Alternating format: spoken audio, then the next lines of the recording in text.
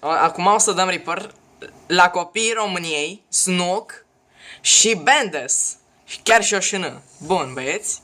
Deci cam așa începe tot. Bun. El vine și fură drop-ul. Ok? El vine și fură drop-ul. Și el ajunge primul. Ok? Iar după... Ia uite ce face copilul meu.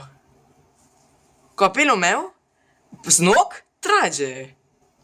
Bun, acum dăm la strike asasin. S-a văzut că erai. Bun, iar acum o să dăm pe un alt, o să vedem un alt grifer pe nume Pandas. Ia uitați. Stați, că nu e bine de aici. Uite, cam de aici. Uite, de aici, ok? Bun. Omul meu se gândește să-mi dea mie reboot, ok? După, ia uitați, Bendes trage. Deci pur și simplu n-avea voie să tragă. Și el s-a speriat. Și pe aceea el fură reboot-ul, ok? Și de aici. Deci, ăștia sunt griferii, Bendes și Snook.